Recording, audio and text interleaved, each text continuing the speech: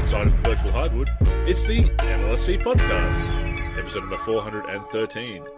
Andrew with you once again. I am Andrew in the forum and Andrew NLSC on Twitter. My co-host is Derek. You know him in the forum as D43, and he is D4384 on Twitter. Happy to be here as always. Andrew, I have to kick off the show talking about the NLSC NBA Jam on Fire Edition tournament. Epic series. Ridiculous. So, as you know, I've hosted the majority of games for the NBA Live 10 tournament that we held and the NBA Jam on Fire Edition tournament. So a number of series I've hosted. This series between Ken, Stildo 33, and 707 is by far, I had a front row seat for all of it. It lasted about an hour and a half, all the games. Was by far just the most entertaining and epic series that we've had yet. So just for a quick background, we're in the semifinals of this tournament. It's a best of 7 series. And Stildo 33 is using the Celtics, who he usually puts Larry Bird and Kevin Garnett on the floor, or Larry Bird and Pierce. And 707 was using the Spurs with the unbelievably unstoppable, effective David Robinson and either Manu Ginobili, Tim Duncan, or George Gervin. And I sent you all the games so you could watch them and so you could upload them to the YouTube channel. And even you were like, wow, what an epic series. Like, it was ridiculous. The action was great, obviously, and that game is so fun to watch and to play. But what a comeback effort. Basically what happened is 707 won the first 3 games of the series. All the games were close. Stildo was right in it, but Stildo went down quickly, 3-0. And he even texted me in the middle of it and was like, wow, I feel like I can't get off the ground. You know, David Robinson's pushing me and you know, I feel like I can't win, etc. And then all of a sudden, game 4 comes around. Stildo in the second half switches his lineup up and puts Pierce in. So he goes small. He takes out Kevin Garnett, puts Pierce in with Larry Bird, and he ends up pulling out game 4 in a really close game, continues to use that lineup throughout the rest of the series. I think that was the biggest difference maker, and ends up coming back from down 3-0, winning the next 4 games and moving on to the finals. So I'm sitting here, and my brother actually watched all the games as well. We thought Stildo was dead in the water after game 3. We're like, we hope he gets at least 1 win, because we think he's a great guy, and, you know, he's actually being competitive in these games, and we just hope he gets a win. And he ends up getting that win, and then we were both like, yeah, but he's still done. Like, he's not going to win the series. At least he got 1, and he just kept finding a way to win. And the games were super competitive. Both players had so much fun, and 707 was such a good sport about it, you know, and Stildo was, even when he was down 3-0. And that's what it's all about. There were just so many awesome moments. In the first couple of games, David Robinson broke the backboard. So just super clutch shots and unstoppable plays from Larry Bird and Paul Pierce on Stildo's side. And how about that 707 fake photoshopped Boston Massacre article that he made? Yeah, no, that was some good humor and good sportsmanship in the wake of defeat, absolutely. And looking forward to seeing him in future tournaments, obviously. But yeah, Stildo pulled a Warriors in 2015, went to the death lineup. Yeah, he went to. He texted me too, and he was like, that was the difference." He was like getting Pierce in there and whatnot.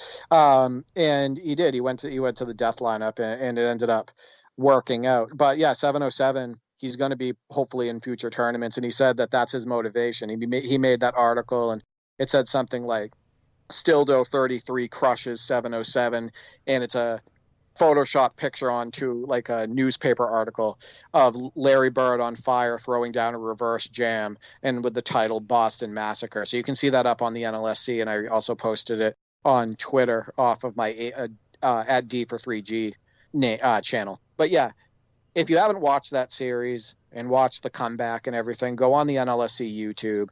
All of the games are uploaded so you can watch them in full. And it was just an awesome series. And like I said, That's what it's all about. Me and Tecmo Bowl are going to be playing our series hopefully this weekend, and so hopefully we'll have Stildo's opponent in the finals decided by the next time we record.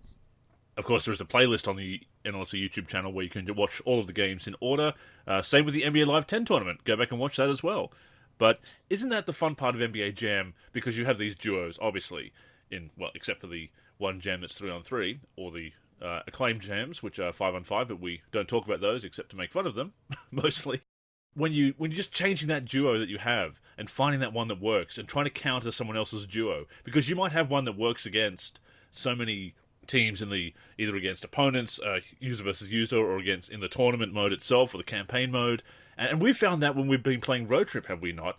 That we've got some duos that work really well against some teams, but then we have to change it up. Okay, this time we need to shoot the lights out from 3. This time we need someone like with Dr. J and Daryl Dawkins to just shove people over and dunk all the time. So changing up those duos is very important. Right. I would say Kemp and Payton are our most well-rounded duo. Agreed. Because you have the shooting, you have the steals, you have the shot blocking, you have the big dunks, etc. But that's NBA Jam on Fire Edition is such a good game, and it's so great for head-to-head. And it's just making for such a good tournament. And somebody commented, and I thought this was really cool that somebody else noticed this, because I mentioned it to you before about Steve Nash's shooting form, like how great it looks, how it looks exactly like his real shot. He commented on game 2 of the finals series between Stildo and 707, and he said, boy, they really got Manu and Larry Bird's shots, their signature shots, on point. And that's part of the fun of it. There's still a lot of signature stuff in that game, from the way the players look, the way they shoot, their abilities, and all of that stuff. And it's such a good touch in an arcade game, but they didn't make those sim elements overpowering. It's still such a great arcade basketball game. It's a great game for a tournament, and it's been working out really well. It really is. It holds up superbly. And for my money, it's still the best game in the Jam series, which seems blasphemous to say that EA made the best game. But of course, they had the most technological advancements to work with, and they had the originals to build upon. When you look at what they did, as I've said so many times before, with the Real AI, the roster updates, which unfortunately no longer coming through, the road trip mode, the online head-to-head, the online co-op, the fact that you can play online co-op. I mean, even before we had Parsec to do that, that was possible. So just easily the best game in the series. And shout out to Marcellus for that. He was one that mentioned some of the jump shot animations for certain players like Bird and Manu, just so accurate. And they are. And that was a detail they didn't necessarily need to do in an arcade game. Yeah. I mean, the game doesn't really have any shortcomings as far as arcade fun. And that's what you want. And I think the same way about Street Volume 2. You know, when I put on Street Volume 2 and I get used to the controls again after playing a game like Jam. But, you know, when I put it on and I get back used to the controls, I'm like, this game just feels like it has no weaknesses.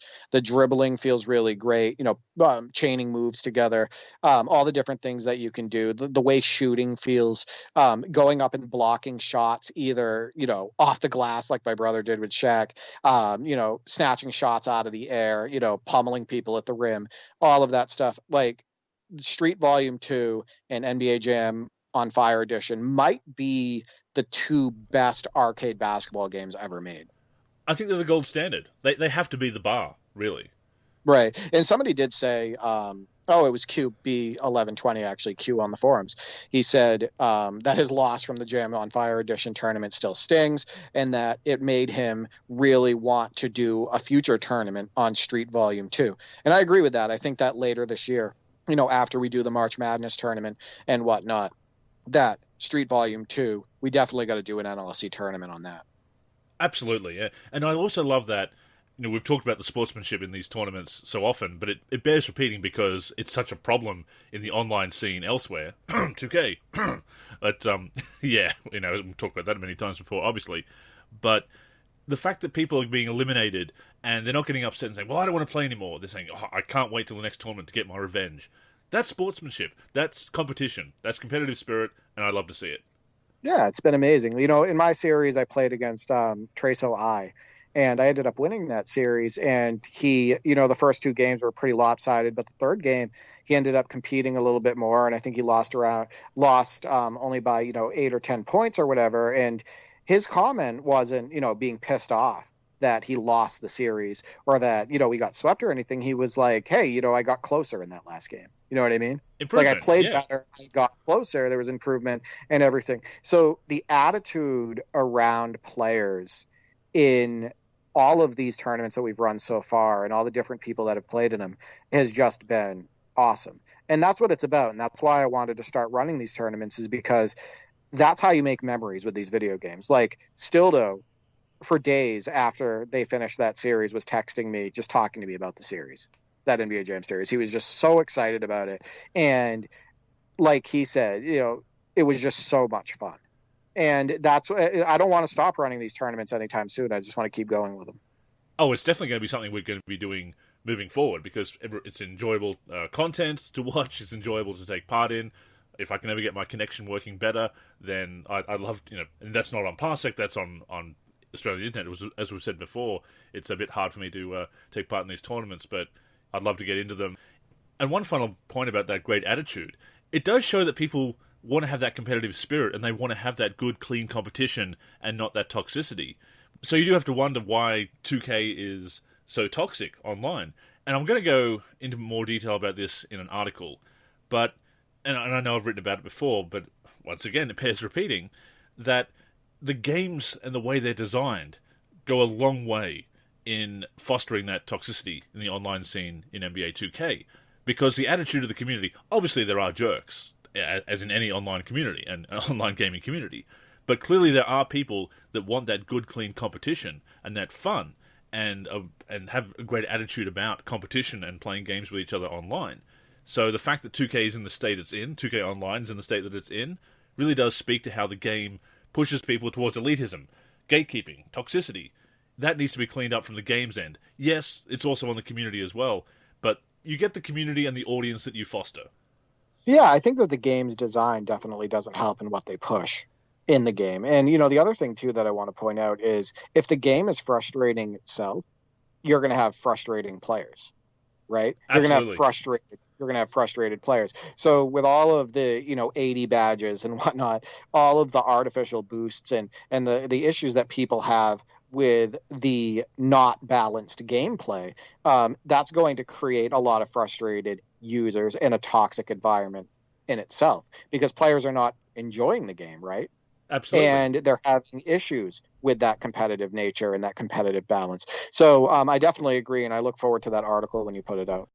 There's something to be said for simplicity. As much as we do want that, those advancements in games and the depth and everything, sometimes the simple experiences can be best. To that point, both simplicity and of older games and also my connection, I hosted a Parsec session between you and I of NBA Live 2004 with my old 1996 season mod.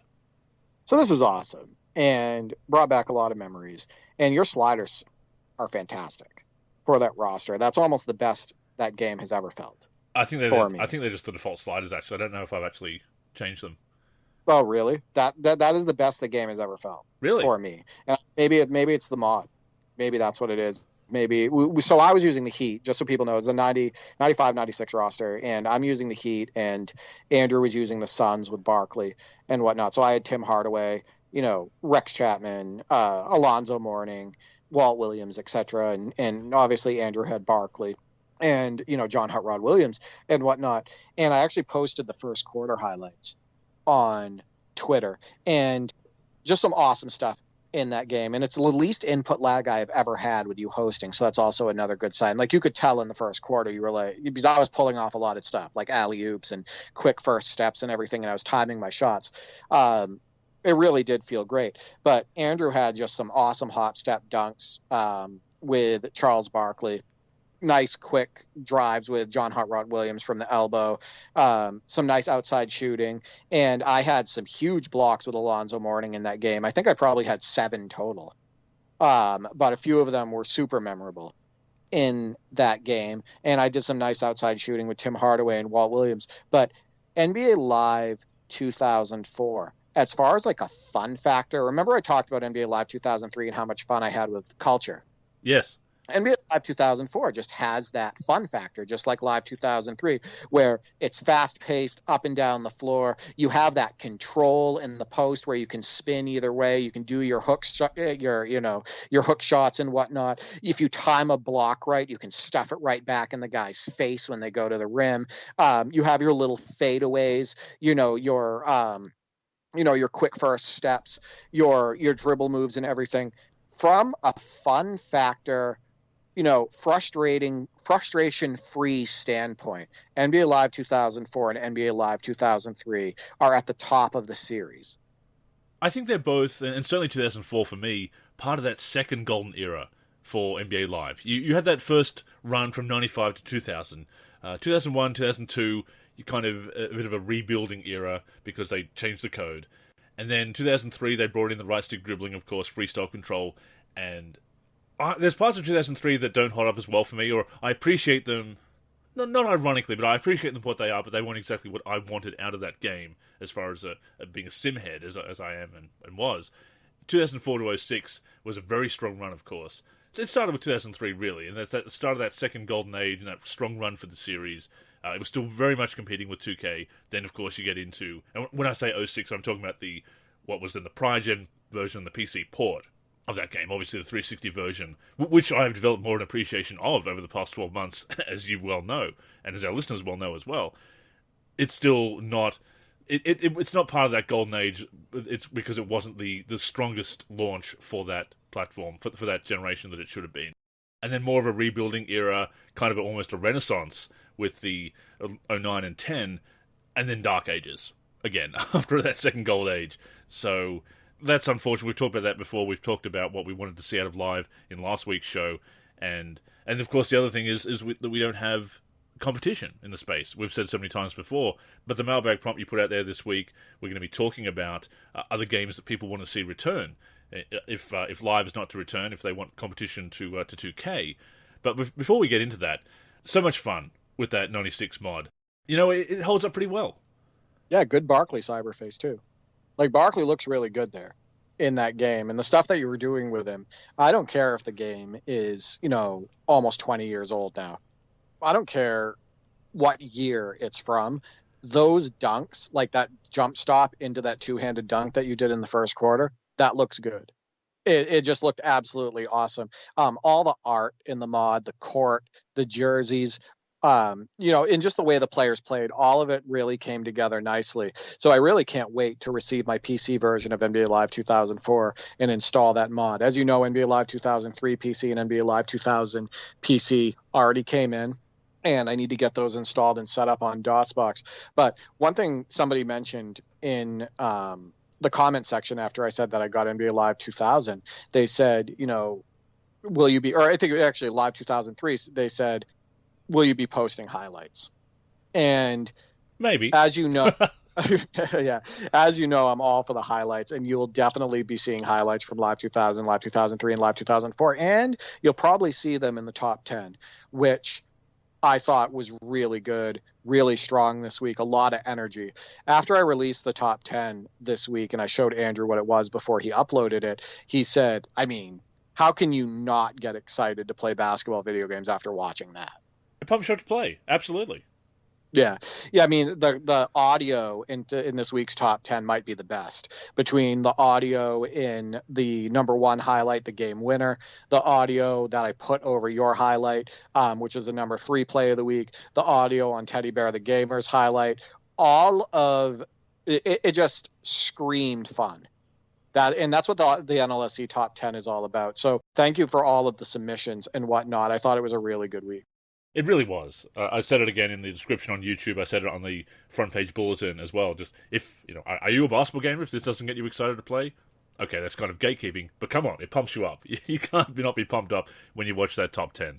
And now you've gotten me into the habit of wanting to find real audio and put that over my 2K14 highlights, which of course with internal capture has the audio blocked by default. You need to use a capture card to do that, which I do have, but don't always have hooked up But yeah, I've been sending you some other clips where I've just been kind of obsessed with with adding some real commentary to those highlights. I managed to find one that worked for a Chris Ball to Blake Griffin lob, one for Carmelo Anthony. I was quite proud of that one actually because I actually managed to cut out the JR from the Jason Smith from the Jason Smith from the audio and just make it sound like it was coming from JR Smith. But so much fun to do that. The challenge of lining it up properly, especially if you've got the sound of them actually dunking and trying to do that. I didn't quite get the Jamal Crawford one. Didn't quite fit, but it works. No, it definitely works, and it adds so much to those highlights. Unfortunately, I do receive highlights from time to time that don't have audio. Like you said, there's the internal aspect of the system that doesn't record the audio. And I also receive highlights like yours that come over in 30 FPS.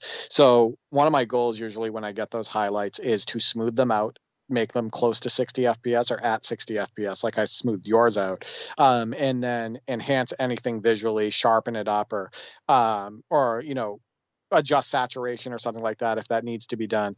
And then add audio if I can. And I was really happy with how that came out with your highlight that was in the top 10 with that it's the audio from the Baron Davis dunk on Karolinko. And I just thought it fit perfectly. It really did. And when you find one that fits, it's just so satisfying to put it together and just really enhances the quality of the clip, especially if you have recorded it and with blocked audio. Because, of course, the internal capture will capture the audio, except in 2K14 and some other 2Ks on that generation that are blocked for presumably copyright reasons with the music, I guess, but it is unfortunate. Kind of does take away from it. I think as of 2K22, they do let the sound capture back, which is nice. So that we do have that at least. Speaking of the top 10 and the 2004 game we played with the 96 rosters, those Alonzo Mourning blocks you had, at least 5, possibly 6 or 7, maybe 8. Some of those, any one of those, could have made the top 10 as a great defensive play, just coming over from the weak side and just swatting those dunk attempts. I couldn't be mad about it. It just looked really cool. The blocks feel so good in that game, whether you're getting a block shot out on the perimeter or you're getting them at the hoop. Remember, I said one thing that's important for a game, and I said this about 2K17. It's one of the things I really like about it. One thing that's really important for a game to be fun to play defensively is for the steal and block mechanics to make sense and for them to be rewarding and for them to be fun. And they are in NBA Live 2004. There was one play where I think it was John Hart Rod Williams. You did a post move and spun baseline and you went to do a dunk. And I was on the opposite block with Mourning. And this one I actually saw. And I came over and I timed it perfectly, and I pushed that ball down right back in John Hart Rod Williams' face. And what a gratifying thing. Like, that felt absolutely awesome. And I believe that after that, I went on the fast break, and I ended up scoring on the other end. And like you said, if the connection had been just a little bit better, because on the way back down the floor, I had a little bit of a lag spike, that definitely would have been in the top 10. But yeah, like I said, blocking and stealing mechanics are absolutely vital to good blocking and stealing mechanics are absolutely vital to strong feeling and strong defensive gameplay. And I think that NBA Live 2004 did a good job with that. Also the first year that we could block off the backboard, or the first year that it looked good anyway. And you had a couple of those as well. And yeah, what a great game is 2004. That being said, if you go into the instant replay and try and take a screenshot of it, you will see some clipping. You'll see some weird curling of the arm and the hand around the ball on some of them. It looks a lot better in motion than not. But I'm very much aware of that because over the past week or so, I've been taking a lot of screenshots from a lot of games because I was looking at my list of articles that I've already edited to post or have drafted ready to edit and then post in the near future and realized, I need some good screenshots for these because I don't have screenshots that illustrate what I'm talking about, especially things like when I'm talking about familiar faces back in familiar places or in strange places or players that only played for certain teams in games. You need that screenshot. Well, I suppose you don't need it if you don't want to do a good job with the articles, but I do. So I've been going through and just taking a lot of screenshots of those old games. And two things that you realize. One, you do see some funky stuff like that, so you've got to be creative with camera angles and timing and whatnot. And I feel I do a pretty good job with those, usually. Second, you realize just how much time you can take, Derek, getting that perfect screenshot and setting up the scenario just the way you want, for the best looking screenshot or to get exactly the kind of screenshots you want. I think I probably spent an hour yesterday setting up scenarios in Dynasty mode in Live 2004 just to get various screenshots of Scottie Pippen retiring, Karl Malone being signed by the Lakers. Yeah, but it was a lot of fun. I do love getting screenshots. There's a couple things. The clipping. So here's the funny part. It still happens a lot. Oh, yeah. In NBA 2K. True. Series X. There was a block that my brother got with Wilt Chamberlain. And after he blocked the shot, which his hand didn't even really hit the ball, he like swatted at the air. And then you saw the ball move out. Wilt Chamberlain's body went through the guy he blocked. Like, you still have those weird clipping issues now in the next gen consoles. So that doesn't surprise me. Any game I play, I actually expect it at this point. Any basketball game that I play. As far as screenshots, if you want the right screenshot at the right angle and you're using it for an article or a thumbnail or anything, yeah, I mean, it can take a while. I do that. Sometimes it takes some time when I'm getting the slow motion replay of a potential top 10 play that one of myself or my brothers do during a game. It's getting the right angle. Who do we put the target on? Do we put it on the player or do we put it on the ball? Normally we put it on the player, unless it's a longer play. But, how high up do we want the camera? Do we want it closer to the floor so it looks like the player is, elevating higher? Do we want it up higher so it shows more of like the top of the backboard, etc.? Do we want it from behind? Do we want it from the left side? So definitely it can take some time if you want that perfect angle for your video highlight or for your screenshot.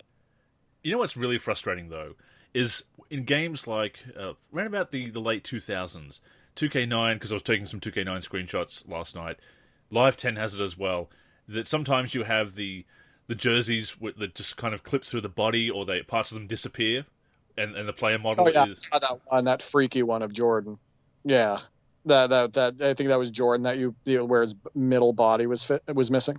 Oh, well, there's also the Live 2002 where if the camera clips through the player correctly, or correctly is a relative term here, obviously, but if you angle the camera just right and zoom through, you actually see the internal face of a player with different expressions, and they will follow you around. It's obviously the way they handle the expressions in Live 2002. That was actually Key on Dueling, that was. Yeah, I posted that one on Twitter. That was kind of freaky. Should have included that in my 5 creepy moments in basketball gaming, which I did for Halloween last year in the Friday 5. But yeah, it's frustrating when you get that perfect angle for that screenshot of that video, but then you look at the jerseys and they're doing something weird, like part of it's disappearing or the body model's clipping through. 2K9, as I said, you see that a lot. It's seen in Live 10 as well, especially with the big models like Shaq. If you've seen sometimes some stills of Shaq, you really have to get him in just the right pose, or parts of his jersey will disappear, or his body will clip through it. Yeah, I got to bring something up really quick, too, before we get into the mailbag. So just so our listeners know, NBA 2K14 MyCAREER, Andrew's been into it. After he finished his first season, he messaged me. Now, remember, he sent me highlights all season. His stats, they were just awesome. Like, he's so into, MyCAREER on NBA 2K14. After the first season, he said that he was going to stop. That didn't happen. So now Andrew's on season 2, and that's where you're getting some of these top 10 plays now. And he's sending me all of these highlights. And I just want to let you know how much Andrew is enjoying NBA 2K14 MyCAREER. And it's not just about the structure. It's not just about, it doesn't cost as much virtual currency to, level up your player. It's not just about, the structure of the mode in general. It's the damn gameplay. That game is just loose, fun action. So I wanted you to know, do you want to talk to our listeners about just how much fun you're having with that mode? Oh, sure. So I wrote that article, won MyCAREER for the road last year, because it was going to be, I'm going to play through the end of the first season, I've played through the story, I've written my article, my Way Back Wednesday, on the mode, on the story, which I finally played through years later, and then I'll put it aside. But I'm going to keep it there, because I'm probably going to want to dust it off. And I've been playing some other things in the meantime, and I thought, you know what, it's time to dust it off, play a little bit more. And that's what I've been doing. And the great thing about that MyCAREER in 2K14 is that many great things, including, as you said, that it's cost less VC to upgrade. But the first year, the story, there are some intrusive moments, but it's also one of the best stories because it's very NBA focused, unlike 2K22, which has you competing in you've got the open world, and you're competing in fashion shows and whatnot, and participating in fashion shows to get VC. That's, if you enjoy that, fine. I don't think it should be part of a basketball game. I think all quests and objectives should be basketball NBA related. If it's going to be an NBA based story, that's a whole other issue which we'll get into in another time, I'm sure. But that first year story of being a rookie, finding their place in the NBA, getting into the starting lineup, and kind of going through all the rookie ups and downs, that was great. Then you get to the second year, and there's still some cutscenes here and there as you get called out by a legend, or you're still going with Jackson Ellis, you're still a rival with him, and whatnot. And there are some future stories, cutscenes where you can actually choose to join up with him or continue to be his rival.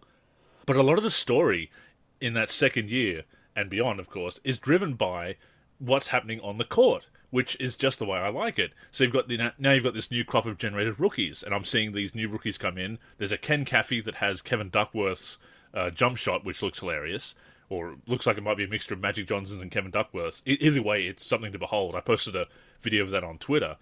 And you've got all these different stories. You've got some players that have moved around. You've got LeBron James, who's now teamed up with Kobe Bryant in LA, except he's just gone down for the season with a knee injury, which is kind of a shame because I was looking forward to playing the Lakers and seeing how they worked on the court. So I'm going to have to probably play a season 3.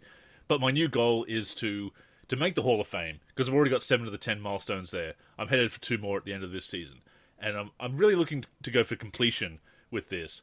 But playing those first couple of seasons, probably playing all of the games, or certainly most of them, and then from then on, using the play next key game option to sim parts of the season.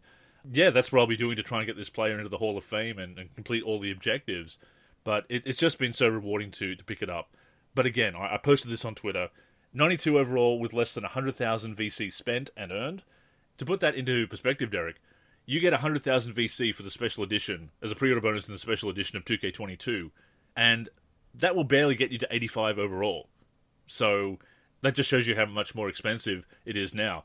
When I brought this up last year, that article did gain some traction thanks to Dom2K and others who shared it, but a lot of people were saying to me, that's just inflation, that's just the way it goes. But the earnings aren't inflated, unless, of course, you do all this extracurricular activities that have nothing to do with basketball, or you're on the grind really hard, or you're doing all kinds of things to maximize your VC that is just more busy work than fun. It just shows how the philosophy of the games have changed, and how that philosophical approach to game design is so important. It's as important as the technical aspects of games. But, more importantly, how much fun are you having on the sticks? Oh, that's why I'm back to it. You know, I wasn't enjoying 2K22 that much. That's kind of my review of 2K22, really. I do want to put out a final word review of that, a written review, because I've been meaning to do that. But I think it speaks volumes that I'm back to playing 2K14. No, absolutely. I've really enjoyed it, and I really hope that you keep sending me the highlights and whatnot. And I know that you've been sending me also what players and media are saying about you, and they're challenging you and all of that stuff. And I thought that was a really nice touch, the way they did that in that game. And then you kind of feel challenged, so you want to go out there and prove them wrong and whatnot. So, no, it's been really enjoyable, and I'm just glad that you're having a lot of fun with it. And that earns VC as well. Those are the kinds of challenges that you should be undertaking. Not what's your fit? You're taking part in a fashion show or becoming an influencer? I don't want that in a basketball game. This isn't The Sims.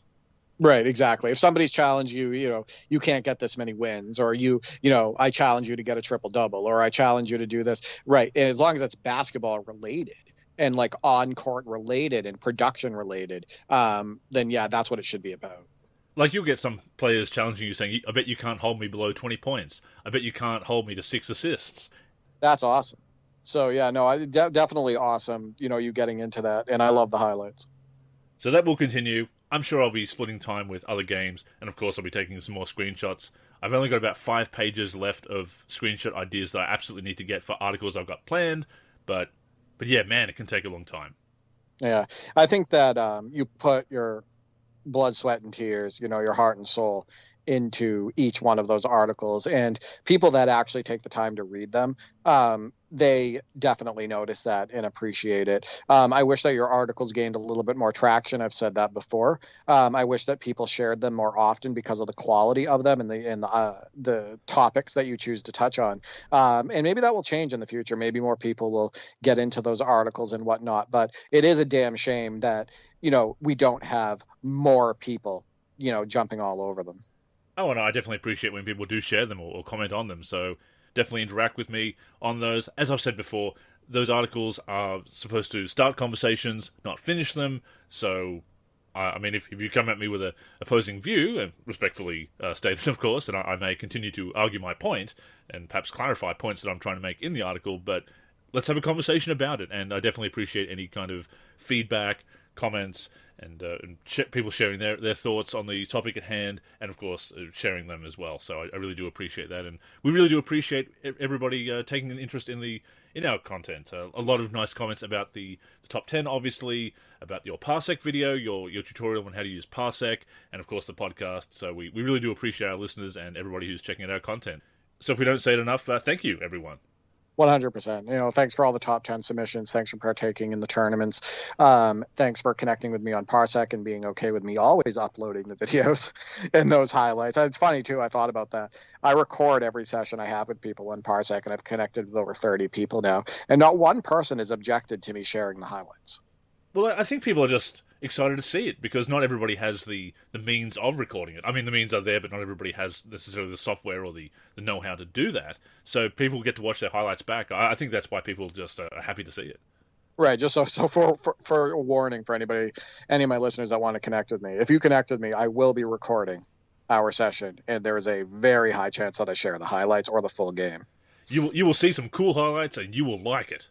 Right. Whether it's me posterizing you or you posterizing me, I will share it. People that have connected with me know that by now, that I will definitely share a loss that I have or a moment where I get embarrassed, and then I'll also share if I do something to you. So I just really enjoy sharing that content, and I think it adds to the memories created with these games. No, we're all about basketball video games, critique, celebration. Above all, we want to have fun with them. And something that was fun about the old days of basketball gaming, as we've mentioned before, is the fact that there were so many of them. There was competition, there was choices. And we've talked about that last week as well with NBA Live 23, or a potential NBA Live 23 coming out this year, or the return of NBA Live at some point, shall we say. We talked about the wish list for that. And some people did bring up that they weren't really... that there was no trust in NBA Live, which is understandable, that they perhaps prefer having different games come back. So you put out the mailbag call about if NBA Live is not going to come back, what other series would you like to return? And you offered some examples as well. And some great responses, as always, to the mailbag prompt. Yeah, I was excited about how many responses we had. Had a ton of responses from people that follow me, that don't follow me, so they saw it on their feed and whatnot. And I got to say, the responses heavily favoring NBA in the Zone overall didn't really surprise me, and I'll get into that after we read it, when we start reading a couple of them. But we shared an NBA in the Zone 2000 highlight in the top 10 recently. I connected with a few people on NBA in the Zone and NBA in the Zone 2, and we had a blast. So we can get into that in a minute. But, thank you all for, all those who actually participated in this week's mailbag, because there were a lot of you. And with that in mind, let's open up the mailbag. To the mailman, the pump fake. What an unbelievable dunk! So first up, we have the B-Ball Pundit, at B-Ball Pundit 2 on Twitter. Inside Drive, simply because he's on Xbox, and they've got lots of funding, which Microsoft certainly does. Inside Drive is a series, Derek, that I haven't spent as much time with. The only one that I can play, is Inside Drive 2000 for PC, because I didn't have an Xbox. Now, I do have 2002, which is a very highly regarded entry in the series, as I recall, because I picked it up for about $5 on eBay because I read it was on the compatibility list for Xbox 360. Now, for some reason, maybe there's an update came through that took away that compatibility, but I can't get it to work on my 360. It says it's not a supported backwards compatible game. Not sure what's happening there. Maybe it's not a thing in the PAL regions for the PAL console that I have, obviously. But 2002 is a game that I own. If I ever get an original Xbox, then maybe I can, I can give that a go myself. But Inside Drive 2000, I wasn't as keen on. They were still working things out at the time. It's nothing compared to Live 2000 or the original 2K. Well, I'd say nothing. It's certainly inferior, shall I say, 2000. But 2002, 2003, 2004, 2005, I've always heard great things about. But yeah, if you're on Xbox, then you certainly got to experience those back in the day, and would probably like to see that again on Series X. I spent a lot of time with Inside Drive 2002, 2003, and 2004. And I would love to see that series come back, because I think that outside of NBA Live and NBA 2K, it was probably the one that felt the most sim as far as like the pace and the controls and whatnot. And I think that a lot of people liked that about the series. I thought the commentary was great. I thought the feel overall, going up for dunks and the shooting, I actually thought the shooting was really underrated. I thought that overall that the games were very strong and had a sim feel to them. And I understand what he means about Xbox, about, I have one, and if it was proprietary, I'd be able to play it no matter what. If it did come back, I would hope that it would come back on Xbox and PlayStation, so everybody would get a chance to play that. But I want to make a point really quick before we move on to the next question. The next response. He mentions funding, right? We got brought up on the last mailbag question that we had when we were talking about NBA Live coming back. Somebody made the comment about scrap the series. The proof is in the pudding. Basically, they don't have the fan base, right? But having the fan base is, while that is important, having the funding to make a great basketball game, to hire all of the great developers and programmers and whatnot, is also just absolutely vital, right? And Microsoft has that. They have that money. So they could put that money into creating an incredibly strong team of programmers, developers, decision makers, and all of that stuff, and really dive headfirst into making a great product in year one. So I thought that was actually a strong point that he made, the funding, because how important is that? The funding, the resources, as well as the know-how, getting that team together, as you said. What about getting the licenses? That's expensive, the NBA license. That's part of funding, right? Exactly.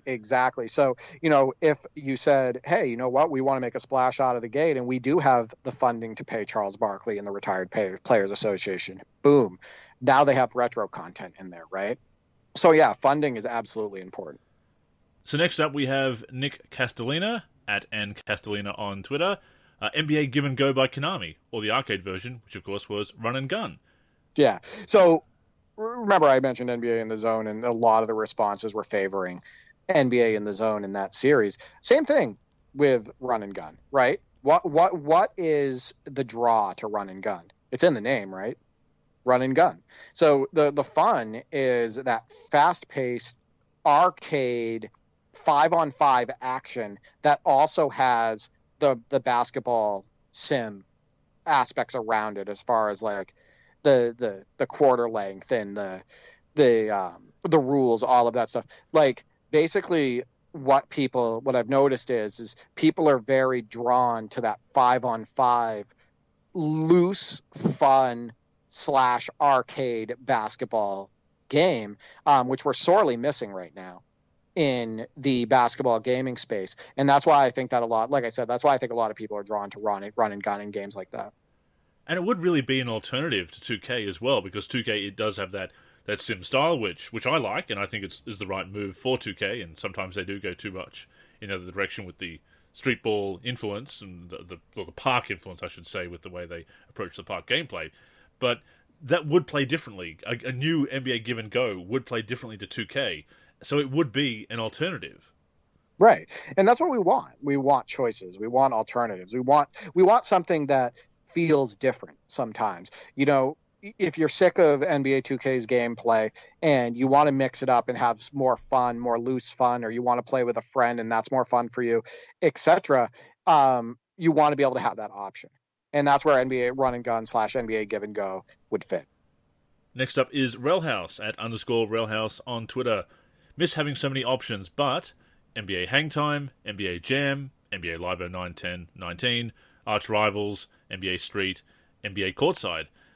People just want those options, to your point. They just want those alternatives. Some of them will play similarly, like Live and 2K we're both going for that style of play. Their respective approaches may appeal to different people, or if you're sick of the microtransactions in one, perhaps you go to a viable alternative that's similar but doesn't have those problems that are just bothering you with the way it's designed. Or, again, something very different again, like an NBA Give and Go, like an NBA Courtside. I thought it was funny you brought up Arch Rivals because I just played that again recently, because I do have that, the one that's for NES. And here's the way I feel about a game like Arch Rivals. I know that the question was pertaining to like NBA 5-on-5 games returning, but let's talk about Arch Rivals for a second. If an indie developer came out and made a remake of Arch Rivals with updated graphics, maybe some updated mechanics, because like in Arch Rivals, you can't cross over. So let's say you can cross over now in the updated Arch Rivals. You know, they added some new animations, but you could just punch each other, just like in Arch Rivals, you know, knock the guy down, steal the ball. And it was just fast break, fast 2-on-2 fun action. I can guarantee you that would be a popular game on Steam if the game was made well. So it is funny that he brought that up, because rarely at all do you hear about Arch Rivals today. But I think that if somebody took that on and remade that title and put like a tournament mode in there or an online connectivity mode and everything, I think that a lot of people would play it. The version that I have is actually part of the Midway Arcade Treasures Deluxe Edition, a collection of arcade games which also includes APB, All Points Bulletin, which used to be at the fitness center where I learned to swim. So when I found that, this Midway Arcade Treasures back in the day, I had to get that, and there was a couple other games I loved on it. But of course, there's Arch Rivals as well, which I didn't play originally back in the day. I don't think the NES version had an Australian release. But anyway, Arch Rivals, the forerunner to NBA Jam, obviously, with Midway. But it's a lot of fun. It's not quite as polished as Jam, obviously, and you don't have the NBA license, which is kind of important. But I think you're right. As an indie developer doing it, I think it would gain traction. One thing they do have to do, though, is not have those cutscenes after every single basket. That does slow the game down. I hated that. Oh, no, I absolutely hate that. What's funny is I was thinking about this. You could make an Arch Rivals remake and make it like a combination of Arch Rivals and Bill Lambert's Combat Basketball. Hear me out, because I know Bill Lambert's Combat Basketball wasn't a good game. But you already have the zany punching action of Arch Rivals, which is what it's famous for, right? You just knock a guy out, steal the ball, and go on the other end and score. But you could have power-ups on the court and make it a little bit different. Or you can have like mines that you have to avoid on the court. Or you could put in like hot spots and whatnot, similar to what like NBA Playgrounds has when you fill up the meter and everything. There's different types of things that you could do with Arch Rivals if it was remade today that could really liven it up and make it even more fun than it was back in the day. And I do hope that a developer comes on board and tries to do kind of what like Dunk Lords, what Andy Hull did with Dunk Lords, and kind of do something like that, but do it with a game like Arch Rivals and take a chance. I was going to say, I think you've just described Dunk Lords. It's very similar, yeah. I think the difference would be that you would have a different look to it. Like you'd be instead of Dunk Lords, which the players don't really look like players, right? You're playing against a bear. Like we're talking about basketball players in uniform, right? In a gym playing. But Indeed. Then you have, yeah. So it's a little bit different. And I think it would be also a little bit simpler than Dunk Lords. Not as many power-ups, not as many, special moves and all of that stuff. Not necessarily jumping through the roof and coming down and throwing it down like you can in Dunk Lords. But I think that Arch Rivals, if it was remade, touched up, made even a little bit more interesting and more involved, I think it could be a hit. Well, I think Dunk Lords, if nothing else, does demonstrate that you can make an unlicensed basketball hybrid kind of game like that, and people will enjoy it if it's well made. Agreed. I think Andy Hull did a good job. Andy Hull and his team did a good job with that game. I enjoyed it. My brother and I beat the entire story mode on it. Teddy Bear the Gamer at 317 Teddy Bear. NBA in the Zone, NBA Inside Drive. I love the run and gun style playing in the zone. The dunks are amazing, and I love the sound of the net when you hit shots. Those were really in-your-face dunks. I honestly love this game more than NBA Live. NBA Inside Drive, in my opinion, did just about everything right. The gameplay, graphics, and controls were great. The presentation was great as well. Some great insights from Teddy Bear there, but something that stands out to me, the sound of the net and the feel of the dunks. These little things like that. And you might say, oh, what, the sound of the net? That's your deciding factor in games? Not necessarily a deciding factor, but it's all part of that experience, is it not? That just that sound of the rim or the sound of the net or just the way the players move and look, or you look at some of the special effects in a jam, catching fire and whatnot, and the way the nets burn. Those are the exciting things that, again, pump you up as a gamer and make that game exciting and fun. A couple things. So, Teddy Bear the Gamer, friend of the show, a lot of great top 10 highlights from him. I have a whole folder set aside for him for all of his highlights. He's awesome. So, like I said, NBA in the Zone, he mentions fun, that loose fun. A lot of people are drawn to that. A lot of people were drawn to the series because of that, and a lot of people miss that. So I'm not surprised that he mentioned that at all. And it's why I like going back and playing those NBA in the Zone games. Number 2, he talks about the net. Remember I said to you in the chat when we were playing NBA Live 96, I said the feel of hitting a shot on NBA Live 96 PC? Like, there's something great about the way it feels when you knock down a shot and you see that net move in NBA Live 96. Hell, you can go back to the way shots feel when you hit them on a game like Double Dribble on NES, when that swish happens and the sound effects plays when the ball goes in. Sound effect plays when the ball goes in, and it is awesome. So one thing that you've noticed too in the NLSC community that a lot of people have complained about, what is it over the last few years in 2K that people have complained about? They've made threads on this. The fact that the ball won't swish, right? They're like, why can't I get swishes?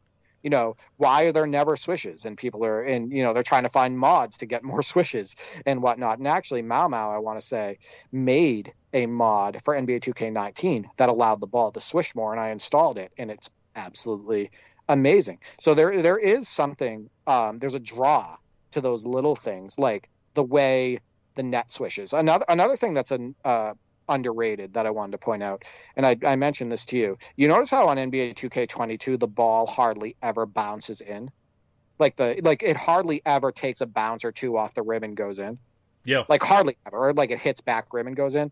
That's what was so great about a lot of the past basketball games, is you had those moments where the ball would hit the rim a few times, or it would be like a toilet bowl and then it would go in, etc.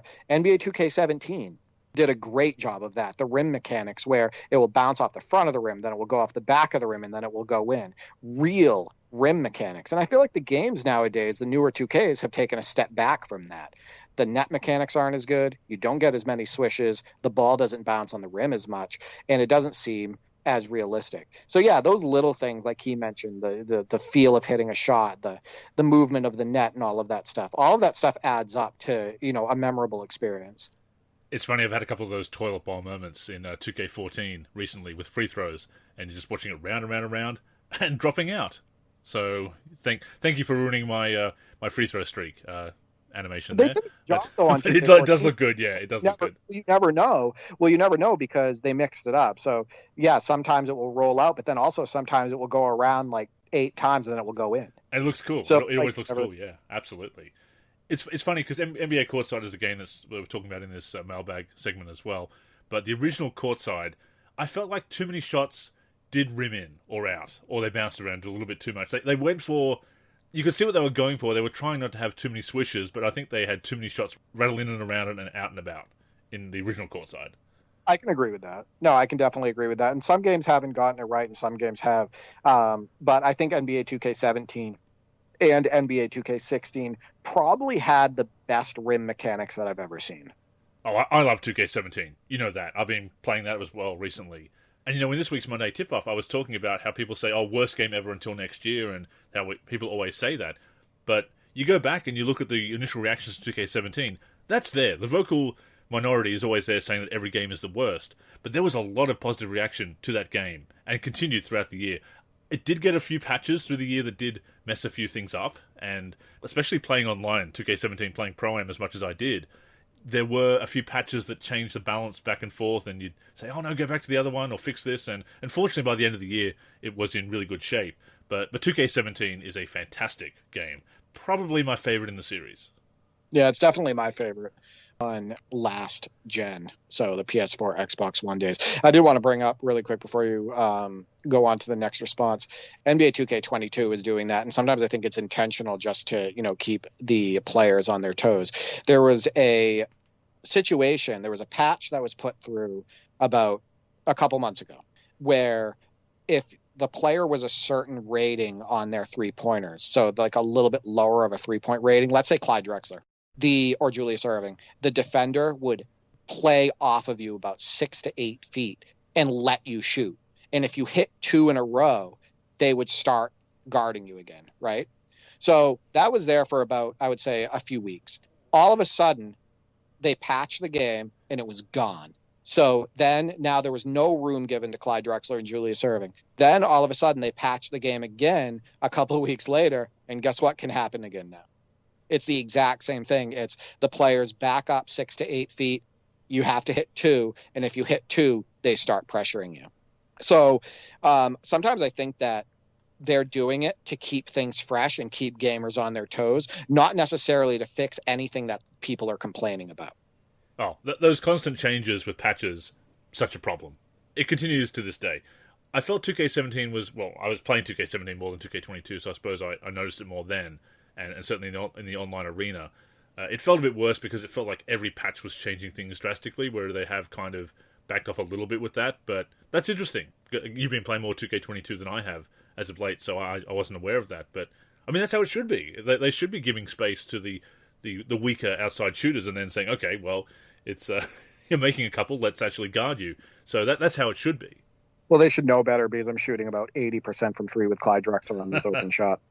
But whatever. So the reason we're noticing it too is because we're now in the playoffs on that season we finished. We finished a full 82 games, and we just ended our first round series with the Minnesota Timberwolves, and they were doing that again. They were, backing off of Drexler and just like letting him shoot. So I did want to bring that up, that I do think that the developers a lot of times are making these changes and not even telling people about it. They're like not in the patch notes, or they're silent updates, and it just mixing up the gameplay every now and then to try to keep things fresh or keep people on their toes. So even if that means reinstating gameplay they had prior in order to mix things up.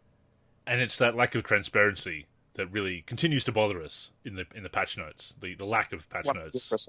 Oh yeah, absolutely. Next up is Cuban Prophet, at Cuban Prophet on Twitter. Played Orbit in the Zone. Didn't really like Shootout. Courtside was their game. So Courtside, I remember picking that up in 1998. It came out very late in Australia. It came out around about June 1998. So it was a 1998 game that was coming as the 98 season was wrapping up. And I think even in the States, I think it was April that it came out. So it was a very late release that the Left Field and Nintendo got in on that. But that's a game that I do have nostalgia for. I've picked it up again. I think I traded it in at some point and then picked it up again years later because when I became a mad collector, as I am now. And, it's fun to play. It's not as good as NBA Live 98 overall. It's got a very weird season mode and weird roster management. None of the player ratings are visible. But, of course, there's some cool stuff about it. It's fun to play. You and I connected on it on Parsec. And hanging on the rim. Again, that's just such a unique feature that I'm surprised more games didn't do back in the day. But hanging on the rim to the point of getting a technical, if you just wait a little bit too long, but hanging on just to rub it in and then letting go at the last second is very enjoyable. Well, that game was a blast when we connected. And remember I told you one of the unique things that I liked about it was that camera cut. Oh, the camera cut, yes. The camera cuts are amazing, where and no other game has done it exactly like that, where you drive in, and as you're attacking the rim, the camera cuts to like right under the hoop, and it makes for some awesome moments, whether there's a finish or there's a block or something like that underneath the hoop. And I thought that was a really, really nice touch. I thought the game felt overall good on the sticks. Me personally, I'm more partial to NBA Courtside 2002. Because not only of the graphical improvement, but those animations are just so damn smooth on Courtside 2002. And I actually shared a clip of a Kobe Bryant fadeaway, and it looks exactly like his real fadeaway. And I want to clear something up. I said in the post, that looks good for a game. That looks pretty damn good for a game that was made over 20 years ago. But let's be real. That looks good for a game now. That looks better than Kobe's fadeaway in 2K22. the one that's in Courtside 2002. They nailed it. Shooting on that game feels good. Getting out on the fast break feels good on that game. It definitely has poor button mapping overall in comparison to other well-known basketball titles, and that's one of the frustrating things. I don't think the buttons were mapped very user friendly. But if you want to talk about graphics and you want to talk about smooth animations and whatnot, Courtside 2002 was right there with NBA Live and NBA 2K. As far as the hidden ratings in Courtside, the original Courtside, the rumor has always been that the Kobe had a hand in them and that they were hidden as to avoid offense. I've never been able to find any kind of official word on that. It's always been the rumor.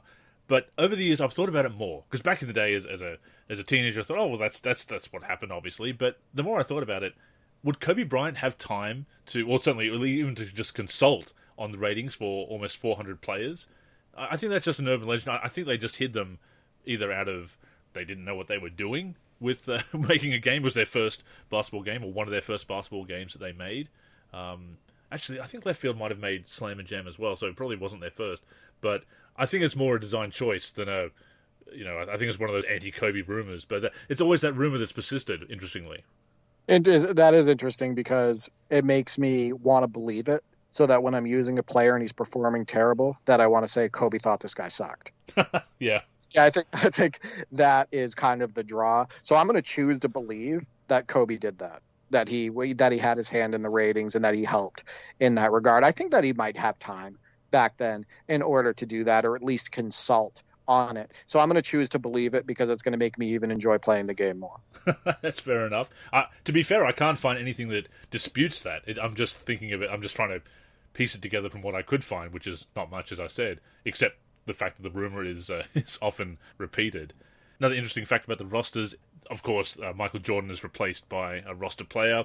Latrell Sprewell is not in the game because, of course, it came out with rosters that were updated as of the middle of the season, and he was suspended at that time for his incident with PJ Carlissimo.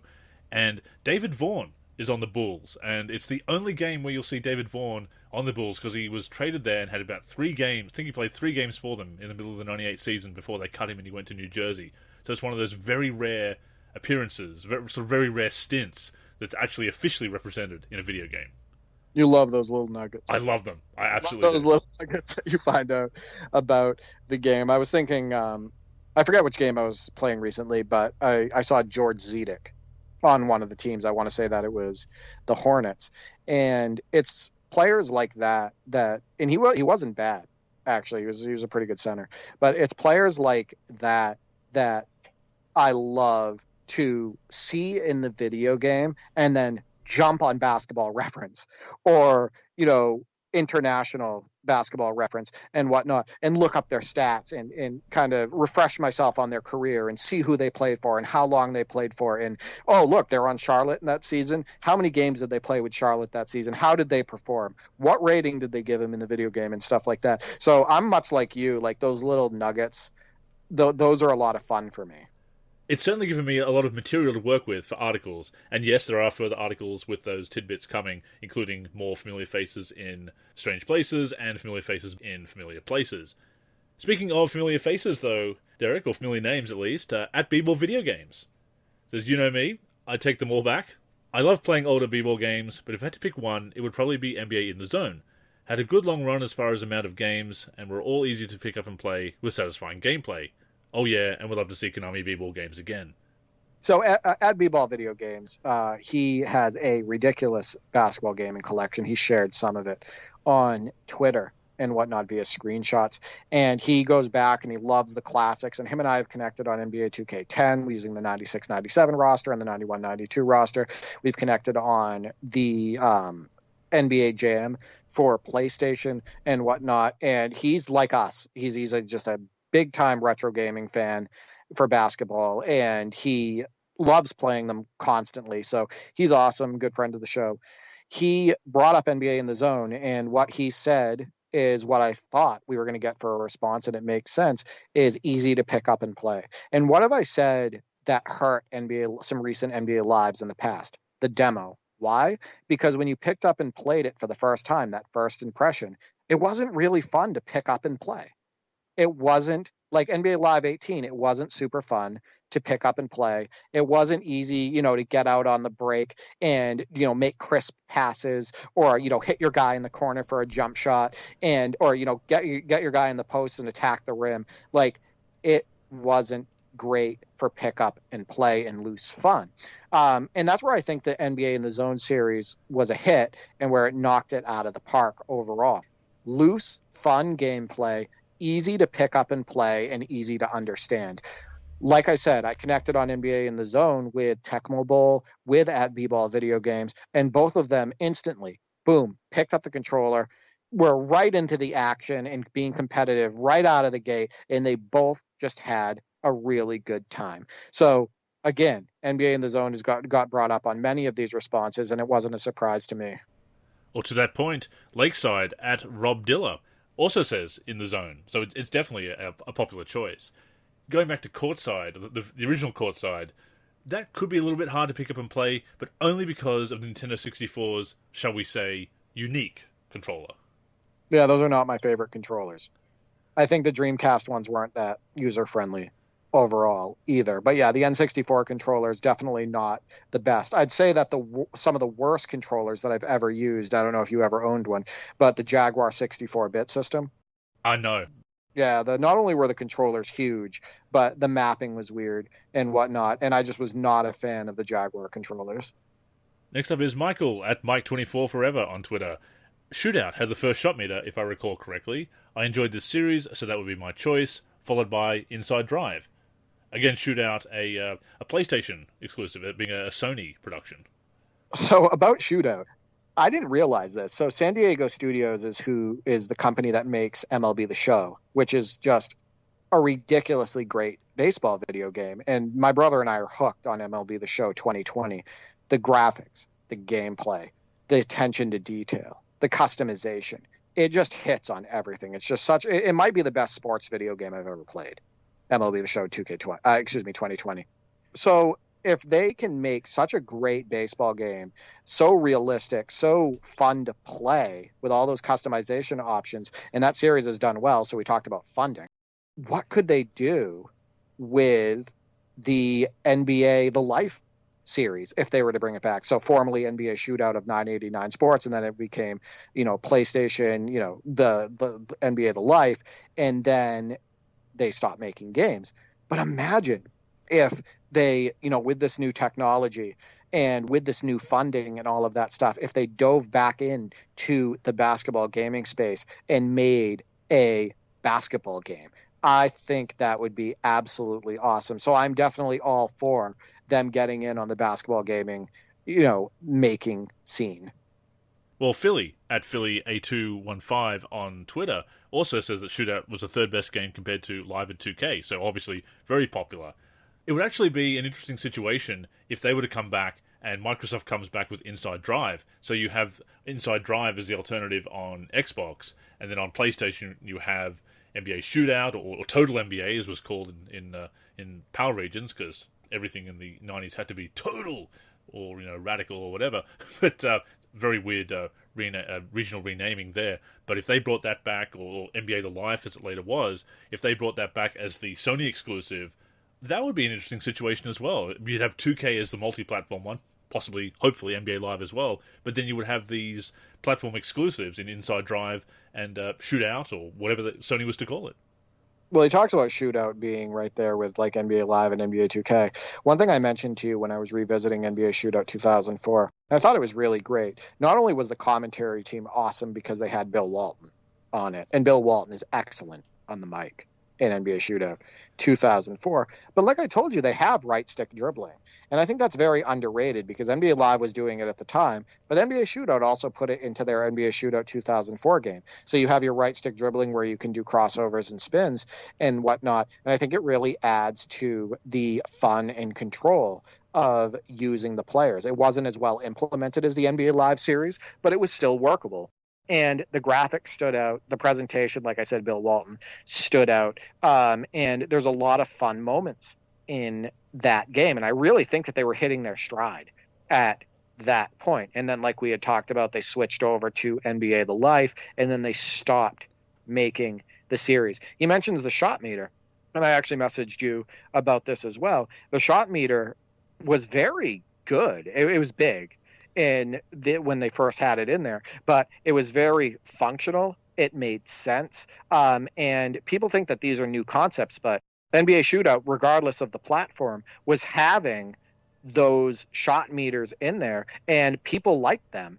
And they did have an option, though, to shut them off. And so I usually, when I played those games, I shut them off. But for people who liked the meters, yeah, NBA Shootout had them. Inside Drive 2000 for PC also had it as well. It had a shot meter. And you're right, a lot of these features that seem revolutionary were done many years ago, and often not by the brand leader. There were things in those games that, I would say NBA Live was far and away the brand leader at that time.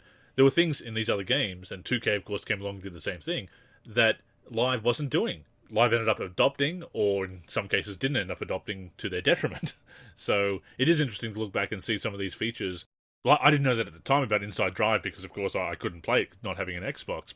But yeah, lots of other games were experimenting with those concepts as well. We have another vote for Inside Drive from Villa Cage at iMasonKOG on Twitter. Inside Drive was really the only one I experienced live. The rest were visited by me later on, if at all. So I got to say Inside for that reason, but it's not a strong one. Yeah, I think NBA Inside Drive was a hit with a lot of people who, again, like I had stated, wanted that sim basketball experience and either didn't own NBA Live or NBA 2K, or had them but preferred the gameplay from NBA Inside Drive. And I do think that it's right there as far as like an all-around basketball title. I thought they hit on a lot as far as like from a gameplay standpoint on Inside Drive. So next up we have Scorpion Soldier Gaming at CJ_CAD50. Says, I'm waiting, LOL, for competition to come back, obviously. Shares a photo of their collection. Shootout, Inside Drive, NBA Featuring the Life, NBA Starting 5, and ESPN NBA Tonight 2002. Again, we just had so many options back in the day, some of which I didn't really play that much because I was so invested in NBA Live, and some of them weren't released in PAL regions as well. But yeah, he clearly has a big collection, which I love to see. Like we talked about, the last basketball video game that Konami made for a 5-on-5 basketball video game was NBA Starting 5 2005, which was released in Japan, but you and I, we didn't get it in our areas. So it's been a long time where, that Konami has been out of the basketball gaming scene. But I have a lot of memories, a lot of fond memories with Konami basketball games. So it was nice to see that he had NBA Starting 5 in there. Next up is Blueprint at Blueprint23, with 3 representing the E in Blueprint. Says Shootout. San Diego Studios is doing a good job with MLB The Show, so I would expect the same if they had to deal with the NBA. Echoing your thoughts exactly there. Yeah, perfect. He actually is a contributor in the past to the NLSC Top 10 Plays of the Week. I think he's been in there a couple weeks, so thank you for that. The unbelievable work that they've done on the MLB The Show series tells me that they will put the blood, sweat, and tears and time and effort into their sports video games that they make. I would be unbelievably excited if there was an announcement that they jumped into the basketball gaming space. So I definitely agree with you there. Of course, Blueprint also a member of the NBA Live movement, very strong supporter of NBA Live, and I'm sure would like to see NBA Live return, as you and I would too. That's another, that's where I know him. That's where I remember him from in the top 10. He had a play that was submitted in the first couple of weeks where it was NBA Live 16, I want to say, and he was playing on the blacktop, and I think he had 2 different blocks on the same possession right off the glass. So yeah, thank you for that highlight. Thank you for contributing. Next up is Roger Ward, of course, who we spoke to a couple of shows ago at RAJJ888 on Twitter. Inside Drive 2002 was my second basketball game after NBA Live 2001. Good memories. Might have to check it out on eBay tonight. So Inside Drive 2002, again, I do actually own it for Xbox because I plan to play it with backwards compatibility on my 360, but can't. But I do remember a couple of people in the day when I was playing Live 2002, when it was new, saying, hey, Inside Drive 2002 is really good. It's arguably better. It's got all-star voting in its franchise mode and things like that. Little touches that Live wasn't doing. And we can see where Live was starting to fall behind a little bit, and having to catch up after being the brand leader for so many years. That doesn't surprise me at all with Roger picking that game, because if you look at the shooting in that game and the overall way that feels.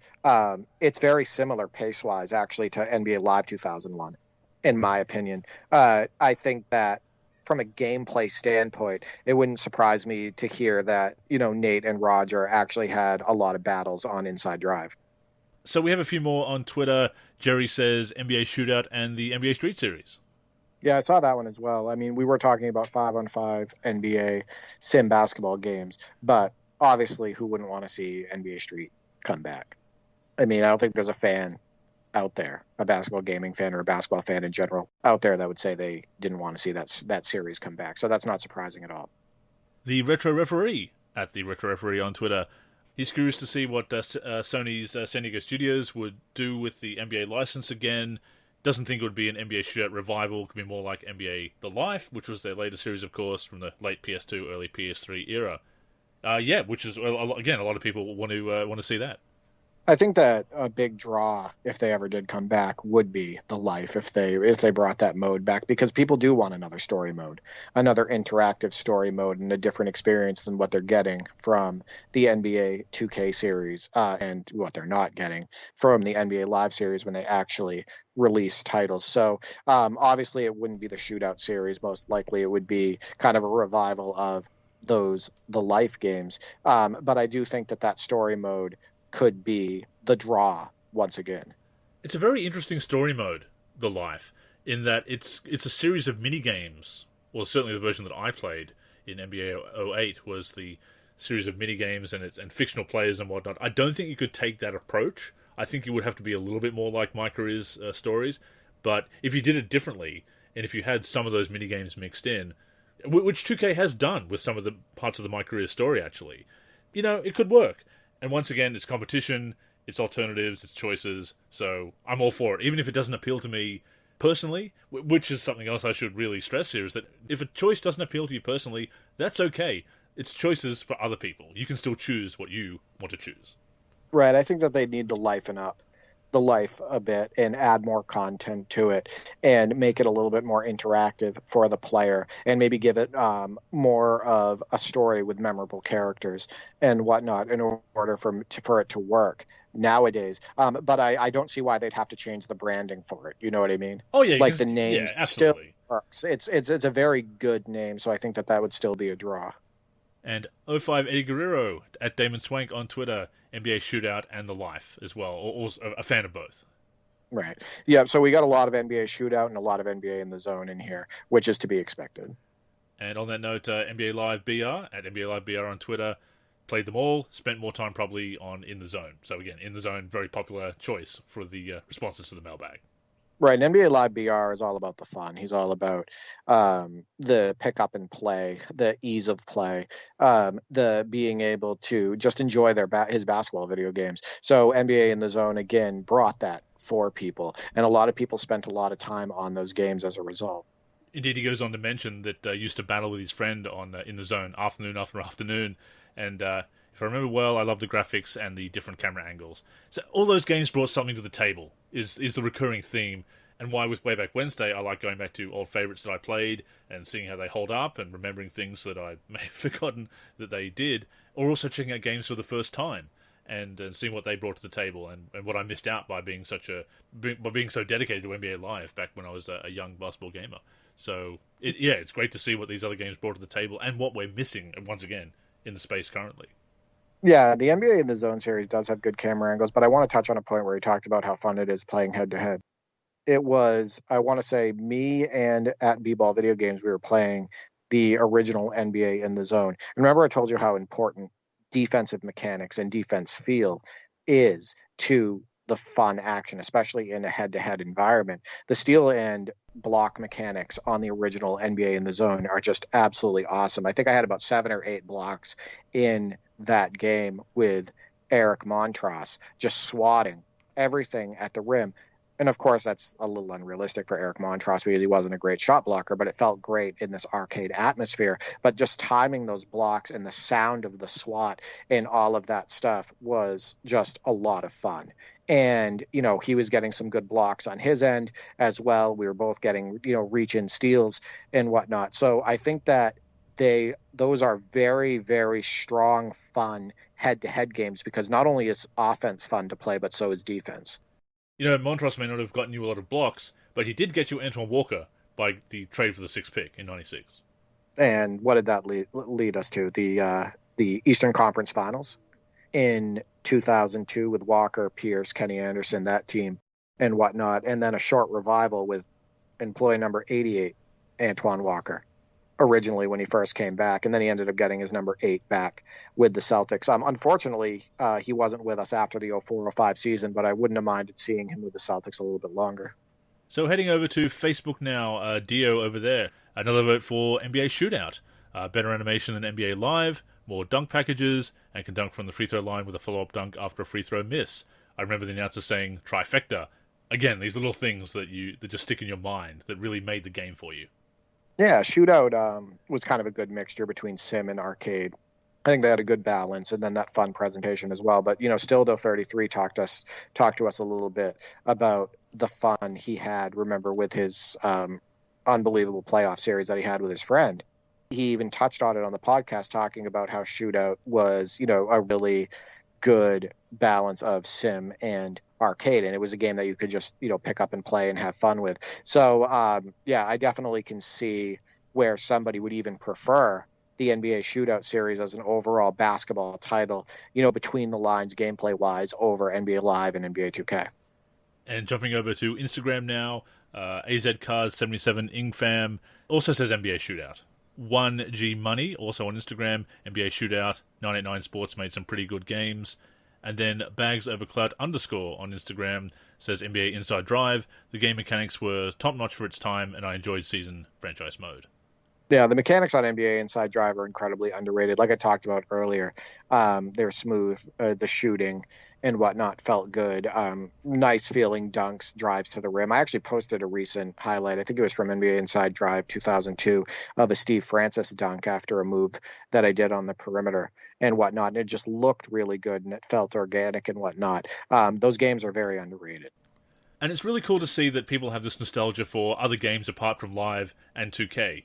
Again, I mostly played NBA Live growing up, but I've discovered a lot of these games as a collector and really can appreciate why people may prefer them and really like discovering things for myself and playing them for the first time. I don't necessarily think a lot of them were better than NBA Live for me and for my tastes, but I can also see ways that they were better. I can see reasons that they didn't overtake Live. They may have taken a weird approach to controls or some of their basic features. A lot of the season modes in older games did really weird things where NBA Live established a good design, some good design principles for their season mode and later franchise mode as well. And other games were doing some weird stuff, or the instant replay had strange controls, or you couldn't hide the indicator, or you couldn't rewind to a certain point. Or all games have their issues, basically. They have their strong points and their weak points. But I love seeing people share their memories of these games. And it's, if nothing else, Derek, it's very clear that people want to have alternatives and competition in the basketball gaming space, and of course want to see games like Gem and Street come back as well. Absolutely. No, I think that one of the best things about all the responses that we got is the variety in answers. We did get a lot of In the Zone and NBA Shootout, but we had somebody mention Courtside. We had Inside Drive in there, and it just shows that we weren't the only ones. You know what I mean? There were a lot of other people who were playing these other basketball titles. It wasn't just everybody playing NBA Live or playing NBA 2K when NBA 2K started releasing their basketball titles and whatnot. People were really enjoying these other games and enjoying having those other options. So it's definitely motivating to get that many responses, but also to get that much variety in the responses. And it definitely shows that, like you stated, people definitely want more than one option in this space. And people can say, oh, well, 2K is too dominant, there's no fan base or whatever. And I understand the concerns, and the numbers do speak for themselves. But you remember back in the day when you saw a new NBA game coming out, what would you do? You'd think, oh, I got to check that out. Is that better than NBA Live? What does it do differently? And you look at the back of the box and see this and this, and okay, this graphically may look a bit better. And this feature sounds pretty good. Of course, these days it's not so much going to be back of the box. It's going to be an extended preview season of some kind online. But if another game comes along, even if multiple games come along, it's going to catch people's attention. Right. Remember when NBA Live 19 came out? There was a lot of YouTube videos going up and a lot of buzz around the one and court battles. Exactly. Right? It was different from what NBA 2K was offering. And that's what people want. They want those options and they want that differentiation and they want to be able to have fun with those different experiences. So that's a good reference for people. Look at the buzz that was around the one and court battles. So hopefully we see it, because it would really benefit basketball gaming moving forward. 100%. I hope we do. I hope we see it over the next couple of years, and I think we will. I think we'll see another player come into the space. So thank you to everybody who responded. We will put out a prompt every week, but if you'd like to write into the show, you can do so at podcast@nba-live.com or hit us up on our various socials, which we will be promoting shortly. With that being said, that has brought us to the end of episode number 413 of the NLSC podcast. We thank you for tuning in. We hope you enjoyed the show. The show comes out every Sunday on the NLSC, of course, which is nba-live.com. We're also on all the major podcatching apps and platforms, Spotify, Apple Podcasts, Stitcher, Podcast Addict, just to name a few. On those platforms, search for NLSC Podcast, look for our logo, and that will be us. And of course, we also release the show on our YouTube channel. However you like to tune in, as long as you're enjoying the show, that is the main thing. And I mentioned our socials, Derek, so once again, what are yours, and any other final words you have for our listeners this week? No, thank you for all of your submissions to the NLSC Top 10 Plays of the Week. I look forward to them each and every week. And definitely keep connecting with me on Parsec, because I'm enjoying those games and enjoying recording those highlights. So you can connect to me on Twitter at D4384 or at D43G. You can connect with me on the NLSC, D43, where I'm a team member over there, or you can visit my YouTube as well, D43. As I said at the top of the show, I am Andrew in the forum and Andrew NLSC on Twitter. The NLSC is on Twitter and Facebook at the NLSC. We are NLSC Basketball on Instagram. Our YouTube channel is youtube.com/NBA Live Series Center. And of course, keep it locked to the NLSC itself, nba-live.com, for everything we do for basketball video games. But yes, that's all for this week, so thank you once again for tuning in. Until next time, I'm Andrew. And I'm Derek. Go get buckets, everyone.